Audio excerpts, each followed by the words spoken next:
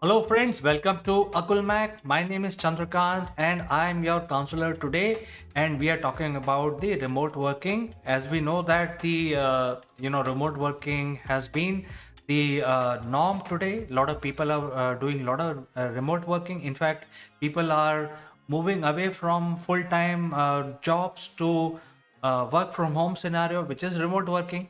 At the same time, there are a lot of organizations which are saying that, hey, you can now work from home. I will give you a system. I will give you the internet, and please go ahead and maintain your work life balance.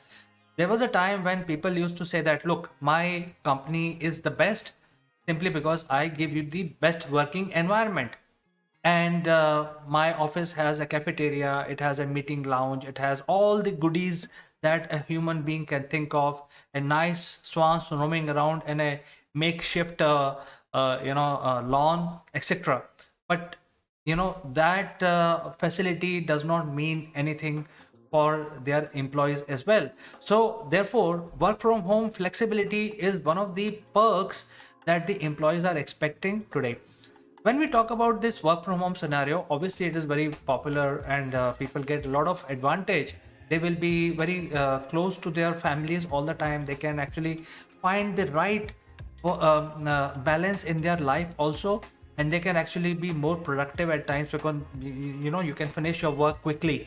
However, in today's counseling session, we will discuss about, is it really straightforward move from a brick and mortar setup to a remote working setup? Or is there something that we need to do especially to be successful in this particular arena? Because lately, especially in the later part of 2022 and early part of 2023, a lot of companies started saying that, hey, we will not provide work from home scenario. And because of that, there were many resignations. So first there was a little bit of resignations, then there was layoff, and then the whole situation snowballed into a mass layoff kind of situation across the industry, across the world, whichever country you are in. So a lot of employees lost their job because of this confusion between whether we have to work remotely or we have to do moonlighting or we have to do hybrid. Lot of confusion. I think mostly the leadership role, especially in the HR functions, are primarily responsible for not clarifying the situation in the industry, and that is why this has caused this turmoil. And we knew that this layoff wave was coming for past 2 years, and it just happened suddenly. So I think this is something which is, companies are not to be blamed, because actually without any job they were getting paid. All the employees who were either on bench, not doing productive works, were getting paid by all the companies. So remote working is an answer, but then how do you grow once you identified that remote working is an area which is destined to become more prominent, and the things that may be required to be a successful remote worker is probably you need a good system, a good camera, uh, probably with AI enabled systems, all that. So list can be endless, and there could be a minimum hardware requirement. So we are not talking about that, but I am only making a point that there may be a setup required, a good working environment in your home arena or remote, wherever you are remotely working. Based on your comfort level, you will actually need a setup. You would need a workstation, you would need a table, you would need a closed environment, all that, depending on what is that you're looking for and your budgets, etc. You can think about setting up your remote working workstations. Having established that, what you need to do is, basically, since you're working remotely, you need to start talking to many people. That means you should have a regime in your life, that a sort of a discipline, that from this time to this time you will be sitting on your desk and carrying out various conversations, carrying out a set of tasks as a timetable. And that discipline will be very, very important if you are a remote worker, because if you don't have a discipline, then very soon you start switching on the TV and get glued to your favorite soap opera, and that may not be very productive. So first make a discipline, and when you're already made a discipline about your life, you have to basically find time and start some new networking, some new methods of conversation with your with people, because this conversations will help you, because first of all, you are working remotely. People are not actually seeing you by your physically. So if you are running a lot of conversations, then you get known to the world, especially in the cyber world. People start knowing you that, okay, fine, you are a person who is available on call basis, and then you can have a 15 minutes call or 20 minutes call. So make it a point, make it a sort of a short timetable. Nowadays there are a lot of tools available now to automate this process. You have Calendly, and if you have little knowledge of the Google Calendar itself, you can actually set up the whole setup similar to Calendly in your calendar itself, which is absolutely free. Google is free, the calendar comes along with it. So you can actually allocate a time for conversation, very, very important. And that is the first point, that is, you have to find time to run various conversations with different type of people. Now that slot in your day can be in the evening, can be in the afternoon. You can start your day with that. Up to you, up to your comfortable, whatever is comfortable zone for you. But remember, you must have a daily conversation in order to get known in the field. So you should let it open. You should say that, look, access my calendar, book a meeting, let's come together on in a call, a Zoom call or some other sort of call, and let's have a discussion. Even though you don't have an agenda, you can actually still discuss about some game, but have a discussion, because if you don't, then people will start missing you, and then gradually they will basically they might forget you, because you are remotely working. And even if you are employed in a particular company, you have to make your presence felt, and that is why initiate conversation is very, very important, especially when you are working remotely.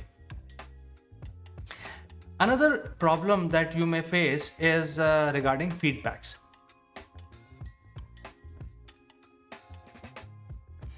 When we are working remotely, there is nobody who's going to tell us that, look, you are good, you are bad, you are ugly. Somebody has to give you that feedback. Now that feedback can be given by your bosses, which you probably don't like. A feedback can be given by your client, which you may like, may consider, or your juniors as well. So I think the whole scenario, when you're working from home, you have to get that maturity where you start accepting the feedback, whatever the case may be. And it's an important part of your growth as a home worker, because when you're working remotely, there is there is nobody who's actually watching you. There is nobody standing over your neck and then watching you what you're doing. You are your own boss. And in such a scenario, if there is no one to give you the feedback, it could be very dangerous for your personal growth. So you have to consciously find a way to gather a feedback. Probably you should ask people, what do you think about this? You have to proactively go and ask. Maybe you can use the technology. Maybe you can actually make a form and share with people that, look, I worked this month. How do you rate me?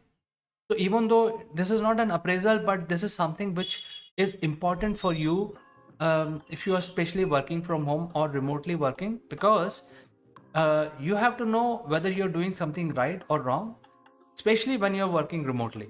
Because if you're working in premise, then there will be somebody watching you all the time, and you will immediately get you will be getting a feedback. Whereas if you're working remotely, there is no one. You are in your own home office. The doors are closed. You are sitting in front of PC. Who's going to tell you? No one. So somebody, you must have a mechanism where you start gathering inputs about your work, very important, and this is important for your personal growth. So feedback definitely matters when it comes to um, working from home or remote working scenario. And the next item on the table, or I would say the elephant in the room, is the collaboration, because this is where lot of lot of humans actually go wrong. We always tend to think that if I collaborate, then I will lose my edge. Probably I will lose my client to my partner. So you refrain from collaborating. So I think that is where the challenge is coming in growing while you're working remotely. That means you're lacking the collaboration. You are lacking your partnerships. You do not have enough activities. For instance, if you suppose you are working and you are conducting a seminar, suppose you have a collaboration with another person and say that, look, I am running my live stream, and if you are my partner, you can also run this live stream over your channels. So this way your reach will double, maybe 3 times. So otherwise you will be only reaching out to your audience. So if you collaborate, you can reach out to that person's audience as well. So I think the mantra is, you need to collaborate. You need to find ways of coming together. Bunch of remote working people coming together, becoming a big cohesive group, and succeed together. That is very important, and it is not easy. It requires a total change, a shift in mindset. Because if you have the mindset of working yourself, working alone, no boss, no feedback, and obviously no collaboration, because even collaborators will like to give you little bit of feedback, and you need to get out of this whole situation where you tend to grow as a remote worker, but you need to basically find like-minded collaborators. So it is easier said than done. So you probably have to work out a system which is best suited for you. The finding collaboration, there is no fixed formula that everything will get fitted because you follow this formula. Each person, each professional has their own expectations. Each collaborator has their own targets. So you need to come up with your own target. What do you expect from collaboration? And that way, if you have a model, then you can go around and say that, look, I am expecting this, in return I can give this. So if you have spelled out these 4 items on the piece of paper, you go around looking for collaboration. So if somebody is interested in what you can offer, and they also have what you need from them, then it's a matchmaking which is going to happen. So if you have not made that model yourself, there is an opportunity for you to find collaborators. So that is very important. I think that is one point that you have to look at when you're working remotely. Collaboration, and always connected with your network. And while working remotely, you have to be more efficient and at the same time you have to leverage your network. Without that, what's the point in working efficiently? And while we are talking about working on collaboration, which is also building your network, is a skill. So similarly, there are several skills which you need to enhance yourself. For example, you need to basically enhance in video making skills. You may need to enhance in oratory skills. You may need to enhance how things will happen when some live stream is not working properly, how you can quickly gather your wit and makes things right quickly. There could be a lot of soft skills required. There could be a lot of hard skills required. There could be communication skills required. There could be presentation skills required. So whole lot of skills. I mean, it's a big laundry list. So when you're working remotely, the skill development will take a backseat, because if you're going to office, the office scenario offers you an automatic access to learning and development department, which you do not have access when you're working remotely. So either your company, if you're employed and working remotely, probably your company will extend L&D artifacts to you. You can probably access those e-learning modules. So for you, it is fine. But for a lot of other people who are not full-time employees and working remotely, this could be a showstopper. This could become a probably a bottleneck in growth. So you need to keep looking at what skills are most important in short term and in long term, and you have to keep enhancing those skills. And it's absolutely critical to keep working on your skills so that you actually continue to be relevant and people start remembering you that okay, now you are a remote worker and you can deliver this kind of work for me. And that you have to also publicize that these are the skills that you have. So while working remotely, these are very, very important things that you have to keep focus on. Build a focus very, very specifically on skill development. And the skills can be thought about you. You can actually probably brainstorm with your peers and your collaborators what skills may be needed. Probably you can look around those skills, because today's world, the skill development is not very difficult. All you need to do is you have to know what skill you are looking for, and then there are agencies which are providing those skills, again online. And then stretch your ability into a leadership role. You see, what happens is that when you're working alone, then it's very difficult to lose track, very easy to lose track. And you start saying that, look, my limit is only this much, and I will work when I have been given XYZ work or XYZ activities to be done, then I can deliver.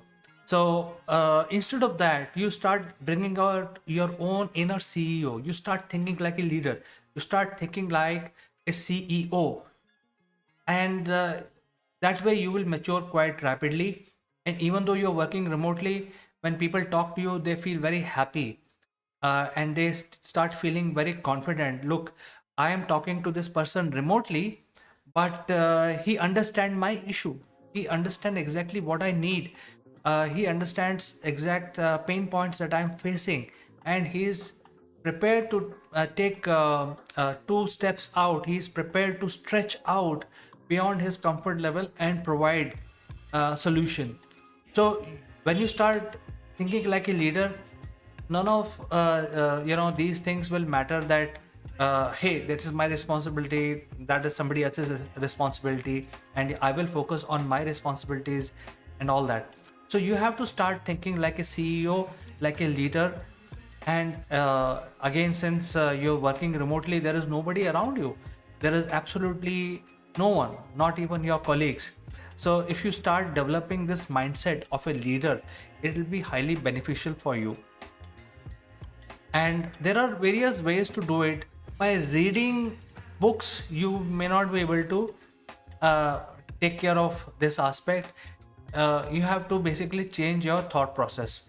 Well, I cannot tell you all the tips and tricks of becoming a leader within few minutes, but if you are interested, I can actually hold a masterclass on leadership for you. So if you are interested, you can actually contact me or become a member of our channel, where we are actually running leadership classes, where you can actually go through a workshop and start picking up these leadership skills. So if you're working remotely, you need to become a leader, or you have to bring out your own inner CEO.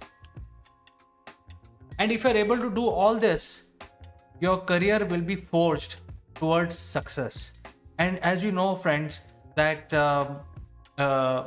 even United Nations has announced, and all the top institutes have announced that every year there are at least 100 million or more than 100 billion people are establishing remote working offices. That means they are becoming either a freelancer or a consultant, and they are working remotely. So this area is exploding. When we're talking about 100 million people becoming remote workers every year, imagine what will be the situation after a couple of years.